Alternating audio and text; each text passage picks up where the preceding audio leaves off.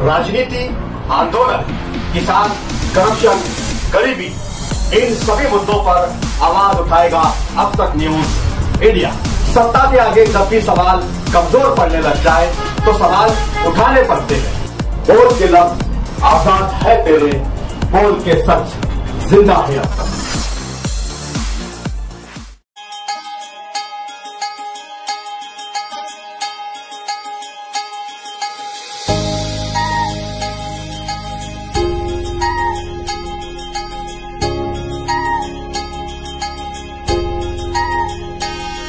या सावलीत माझ्या विश्वाची माऊली ती, हृदयात मानवाच्या धम्मज्योत लावली ती।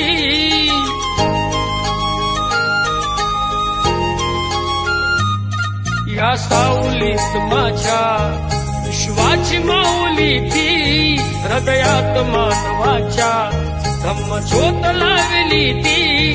जग जिंकून झाले ते मित्र गौतमाचे, पिंपळाच्या पानावर पाहिले चित्र गौतमाचे। मित्रो, 2 मार्च 1927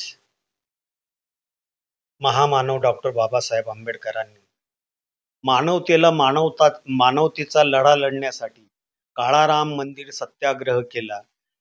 तब्बल 4 वर्षे सत्याग्रह केल्यानंतरही दखल न घेतली गेल्यामुळे त्यांचा स्मरण दिवस म्हणून आम्ही रिपब्लिकन पार्टी ऑफ इंडिया कडून प्रत्येक वर्षी 2 मार्चला काळाराम मंदिर सत्याग्रहाचा सत्याग्रह दिन म्हणून साजरा करतो आणि त्याचंच औचित्य साधून येत्या 2 मार्चला नाशिक गोल क्लब मैदान येथे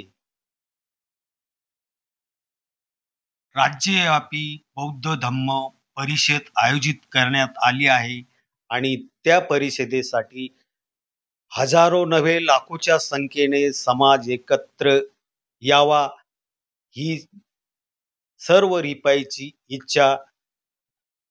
जय भीम। 2 मार्च रविवारी जे राज्यव्यापी परिषद भरत आहे ही मोठी आनंदाची बाब आहे।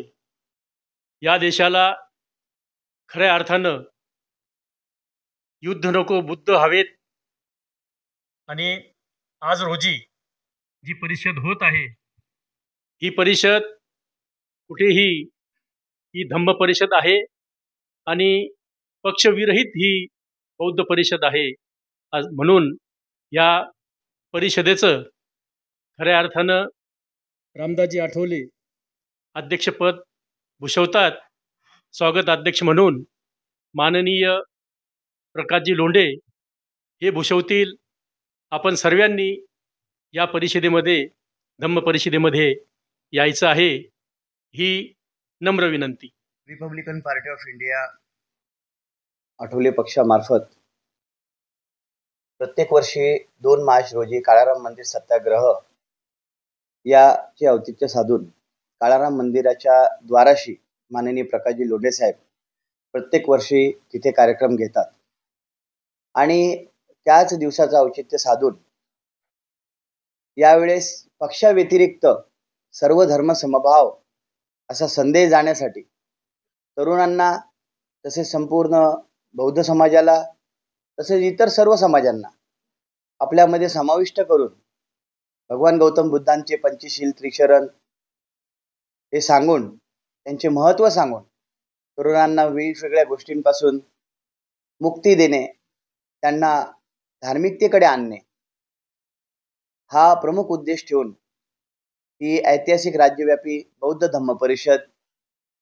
उद्या 2 मार्च रोजी नाशिक येथे गोल क्लब मैदान येथे आयोजित केलेले आहे।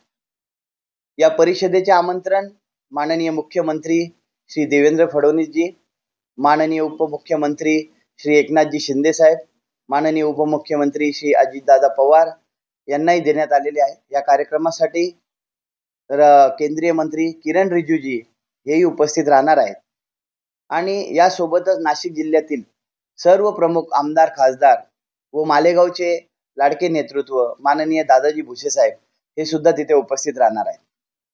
या परिषदेसाठी गेल्या 1 महिन्यापासून माननीय प्रकाशजी लोंढे साहेबांनी कष्टाची पराकाष्ठा केलेली आहे. प्रत्येक गावागावामध्ये तालुक्यामध्ये याचा प्रचार आणि प्रसार केलेला आहे. आणि या प्रचार आणि प्रसारामध्ये ग्रामीण जिल्हाध्यक्ष नात्याने जिल्ह्याचे पदाधिकारी, तालुक्याचे पदाधिकारी, शहरांच्या पदाधिकाऱ्यांनी अत्यंत कष्ट केलेले आहेत. रिक्षांच्या माध्यमातून संपूर्ण गावं पिंजून काढलेली आहेत. 20,000 पॉम्पलेट हे पेपरमध्ये टाकून लोकांपर्यंत पोहोचवण्याचा प्रयत्न केलेला आहे. जाहिराती केलेल्या आहेत, बॅनर लावलेले आहेत. आणि उद्या मोठ्या संख्येने मालेगाव शहरातून बौद्ध बांधव जे आहेत ते या कार्यक्रमासाठी निघत आहेत. आणि यात फक्त बौद्ध बांधवच नाही, तर सर्व जाती धर्मातील समाजातील लोक ज्यांना बुद्धांचे विचार आवडतात, आचार आवडतात आणि आचरण करणं आवडतं, असे सर्व बुद्धप्रेमी या कार्यक्रमासाठी उपस्थित राहणार आहेत. आम्ही प्रत्यक्षामध्ये सर्व पदाधिकाऱ्यांनी माननीय नामदार दादाजी भुसे यांना कार्यक्रमाची जी काही रूपरेषा आहे आणि पत्रिका आहे, ती अधिकृत पत्रिका सर्व अधिकृत उमेदवारांनी दिली. तसेच या शहरातील प्रांत असतील, त्यानंतर SP असतील, ॲडिशनल SP असतील, डेप्युटी असतील, विविध पोलीस ठाण्यातील PI असतील, तहसीलदार असतील, या सगळ्यांना आपण या माध्यमातून पत्रिका देऊन निमंत्रित केलेलं आहे. आणि ह्या सर्व शासकीय लोकांनी आपलं आमंत्रण स्वीकारलेलं आहे. शहरातील विविध लोकांना यांचं निमंत्रण दिलेलं आहे. मग त्याच्यामध्ये वकील असतील, डॉक्टर असतील, रिपब्लिकन फेडरेशनचे अध्यक्ष सुदेशजी यांनी त्यांच्या महानगरपालिकेच्या कर्मचाऱ्यांची मीटिंग घेऊन सर्व कर्मचाऱ्यांना त्यासाठी निमंत्रित केलेलं आहे. आणि या सर्व माध्यमातून ही बौद्ध परिषद यशस्वी व्हावी. तर या परिषदेमध्ये केवळ भारतातीलच नाही, तर Sri Lanka, Thailand, Japan, Nepal, Cambodia येथील भंते संघ, महाथेरो हे उपस्थित राहणार आहेत. आदरणीय पूजनीय दलाईजी लामा यांनी या कार्यक्रमाचं निमंत्रण स्वीकारलेलं आहे. परंतु त्यांची तब्येत बरोबर नसल्यामुळे त्यांनी दुसऱ्या लामांना पाठवण्याची व्यवस्था केलेली आहे. आणि श्रीलंकेचं विशेष महत्त्व असं आहे की भगवान गौतम बुद्धांचा जो केसाचा अवशेष आहे तो आजही त्या स्तूपमध्ये तिथे श्रीलंकेमध्ये आहे. आणि तिथले भंते संघ संपूर्ण तिथले महाथेरो, महाबोधी तिथून इथपर्यंत आपल्यापर्यंत येत आहेत. या महाबोधी परमपूज्य भगवान गौतम बुद्धांचा सर्वांना साक्षात्कार घडो, त्यांचे विचार लोकांपर्यंत पोहोचो, या प्रमुख उद्देशाने ही उद्याची परिषद होत आहे.